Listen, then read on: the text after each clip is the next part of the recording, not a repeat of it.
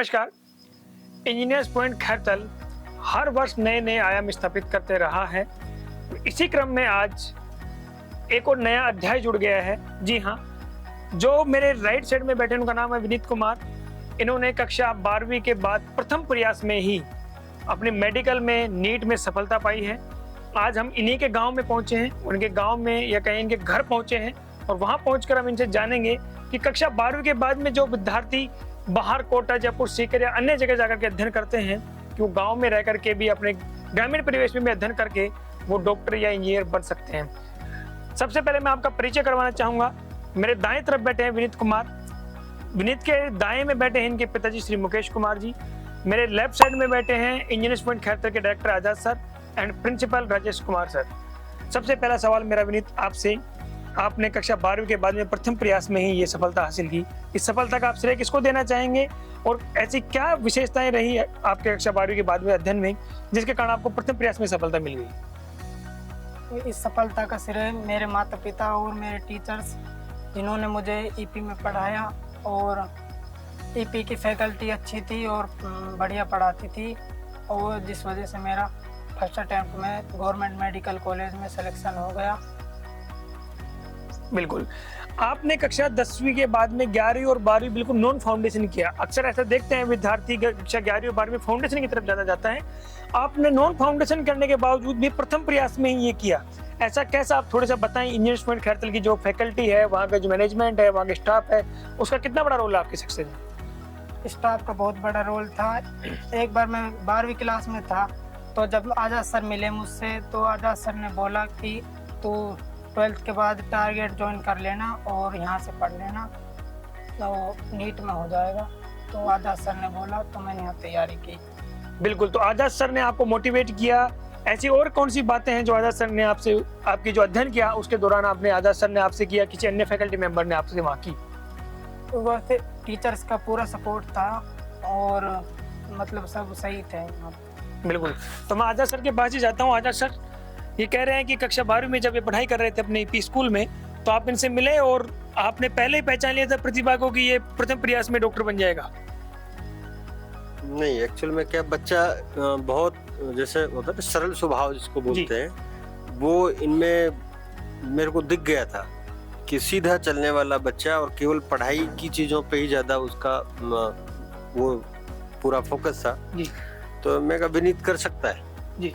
और मैंने बोला, बच्चे ने जिस कर दिया ठीक है मैं कर लूँगा सर। और उसके बाद फिर हमने पेरेंट्स से भी बात की और ये सहमत हो गए कि हाँ सर चलो आप कह रहे हो तो हम कर लेंगे। बाकी चीज़ तो केवल एक ही थी, सब संभाल लेंगे। बस पढ़ना विनीत को था और पढ़ाई इन्होंने बहुत अच्छे से की। टीचर्स जितनी हेल्प करते हैं बच्चों की उतनी तो करते हैं, लेकिन विनीत में एक अच्छी चीज़ ये थी कि ये चुपचाप अपना काम करते रहे और पढ़ते रहे। और इसका तो सिंपल सा है, पढ़ाई करते रहेंगे तो सिलेक्शन हो जाता है। सर मैं इसी में एक और सवाल जोड़ना चाहूँगा कि कक्षा 12वीं जब 11th 12th अपन फाउंडेशन से करते हैं तो अपने लिए राहें बिल्कुल आसान होती हैं औसतन अगर हम देखेंगे, लेकिन कक्षा 11वीं और 12वीं बिल्कुल स्कूलिंग से करना, नॉन फाउंडेशन से करना, उसके बाद में फाउंडेशन में डायरेक्ट जाते ही सिलेक्शन पाना, ऐसा क्या इंजीनियर्स पॉइंट खैरतल की जो आपके इंस्टीट्यूट है उसमें ऐसी क्या क्या विशेषताएं हैं जो वहाँ के जो विद्यार्थी हैं या फिर कहीं फैकल्टी मेंबर्स हैं जो विद्यार्थियों को इतना अच्छा अध्ययन करवाते हैं कि कक्षा 12वीं में जो बच्चे बाहर जाकर के भी नहीं कर पाते वो खैरतल में कर पा रहे हैं? उसका तो एक देखो, ज़्यादा मैं सटीक तो बात एक ही बताऊंगा कि फैकल्टी जो है ना उस पर काफ़ी निर्भर रहता है सारा मामला। और फैकल्टी हमारे पास आज भी 25-25, 20-20, 15-15 साल का एक्सपीरियंस उन लोगों का है। और बड़ी बड़ी संस्था जिसको आप पूरे भारत में कहोगे फर्स्ट नंबर की ये संस्था है, ये सेकंड की, ये थर्ड की, जो भी है, जितनी भी अच्छी संस्था है उनमें से एक एक फैकल्टी हमारे पास है। बड़े बड़े नाम हैं उनके, उन्होंने पूरी मेहनत कराई और उनको आता भी है कि बच्चों में किस तरह से कौन सी चीज़ है उसको कैसे निखारा जाए। उस सारा सवाल को समझाने का तरीका अच्छा है, अप्रोच पूरी लेके आते हैं वो, और बहुत बढ़िया तरीके से वो पढ़ाते हैं। बस बच्चा पढ़ने वाला होना चाहिए, फिर सब कुछ हो जाता है। बिल्कुल सर। अभी हमारे साथ में विनीत के पिताजी भी हैं। सर मैं आपसे जानना चाहूँगा कि जब बेटा इतनी बड़ी सक्सेस प्राप्त करता है तो एक पेरेंट्स के लिए उससे गर्व की बात क्या हो सकती है? आपके बेटे ने इतनी बड़ी सफलता प्राप्त की, सबसे पहले तो आप कैसा महसूस कर रहे हैं और क्या कहना चाहेंगे? सभी गुरुजनों को मैं धन्यवाद देता हूँ। मेरे बच्चे के प्रति उन्होंने बढ़िया स्वभाव रखा, मेहनत कराई और उसको MBBS में आज सिलेक्शन हो गया। मैं उसके लिए सभी स्टाफ को धन्यवाद देता हूँ और बच्चे को MBBS में सिलेक्शन होने पर बहुत बहुत बधाई देता हूँ। मेरे साथ संस्था के प्रिंसिपल आचार्य राजेश कुमार सर भी हैं। सर, जैसे कि अपन बात कर रहे थे अभी कि इन्होंने 11th-12th में अपने स्कूल से पढ़ाई की है और वहाँ पर इसका कैसा था, बच्चा के किस तरीके से पढ़ाई करता था, क्या इसकी रिपोर्ट्स आती थी, क्या कहना चाहेंगे आप? रिपोर्ट्स इसकी नॉर्मली आ रही थी, नॉन फाउंडेशन में था, लेकिन धीरे धीरे लगातार मेहनत की इसने और मेहनत का फल ये निकला कि इसकी 12वीं क्लास के अंदर परसेंटेज भी अच्छी बनी। 10वीं में इसकी 82% थी और 12वीं क्लास में 88% बनी। उस समय जब ये मिला कि मुझे सर कुछ अच्छा करना है तो आजाद सर से मिले। आजाद सर ने बताया इनको कि आपको यहाँ टारगेट की क्लास ज्वाइन करनी चाहिए और यहाँ जितना मन लगाकर पढ़ाई करेगा तेरा सिलेक्शन निश्चित रूप से होगा और उसी का परिणाम है आज बच्चे का सिलेक्शन हुआ है और इससे बढ़कर क्या हो सकता है। बिल्कुल। मेरा अगला सवाल विनीत आपसे है कि जो आपके साथी हैं, जो आपके साथ पढ़ते थे पहले, वो बाहर जाकर के भी पढ़ाई कर रहे हैं और आपने यहीं से MBBS में सफलता प्राप्त कर ली, उनको क्या कहना चाहेंगे आप? मैं कहना चाहता हूँ कि EP में मतलब सही तैयारी होती है तो EP ज्वाइन कर सकते हैं। अच्छा सर, जब आप ग्रामीण परिवेश की प्रतिभाओं को निखारते हैं, इतने अच्छे सिलेक्शन यहाँ से होते हैं, तो कहीं ना कहीं फैकल्टी या फिर कहीं सिस्टम का एक बड़ा रोल होता है। तो यहाँ पर जो बच्चे जो बाहर जाते हैं, जो पेरेंट्स हैं, उनको क्या कहना चाहेंगे आप? देखो, पढ़ाई के लिए आदमी बाहर जाता है, उसका भी मन ये रहता है कि मेरे बच्चे का सिलेक्शन हो, चाहे वो कहीं भी हो, कितनी दूर जाना पड़े वो जाएगा। और क्योंकि आज से नहीं, पहले से ही लोग जा रहे हैं। अब लोगों को पता लगा है कि वहाँ 4-4 साल 5-5 साल लग जाते हैं और वो भी 95।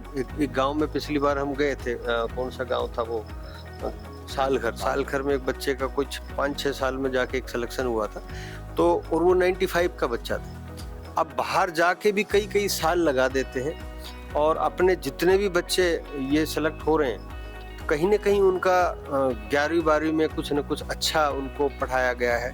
12वीं के बाद एक ही साल पहला ही प्रयास, क्योंकि यहाँ तो एज का भी रफड़ा रहता है कि वो 12वीं के साथ एज ही नहीं होती तो बच्चा एग्जाम कैसे देगा।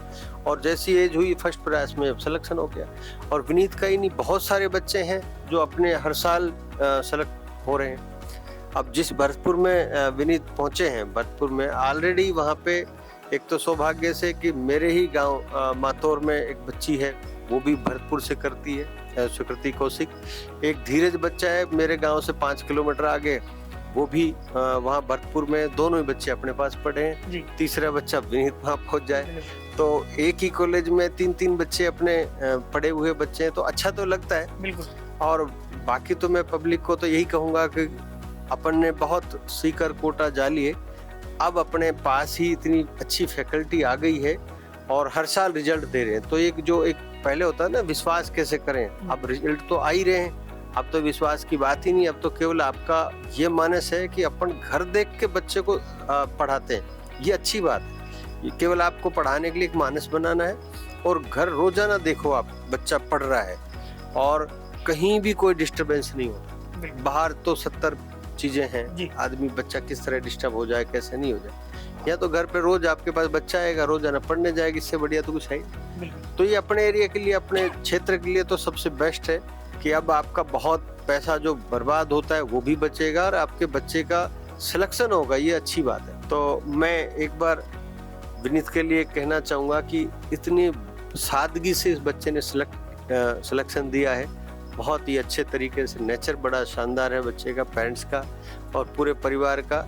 और आज यहाँ इनके घर आके तो हमें और खुशी मिली है कि अच्छा लगता है कि ऐसे परिवार में जब बच्चे एक बड़े मुकाम पे पहुँचते हैं तो वो बच्चा भी कुछ अच्छा करेगा समाज के लिए, ये हमें भी पूरी आशा है। मैं आपके पास आता हूँ विनीत कि आपका पढ़ाई का रूटीन के बारे में थोड़ा बताएं कि पढ़ाई का रूटीन आपका क्या रहता था, आप कितने घंटे की पढ़ाई करते थे, कितने घंटे की आपकी क्लासेस लगती थी, उसके बारे में थोड़ा आप बताएं।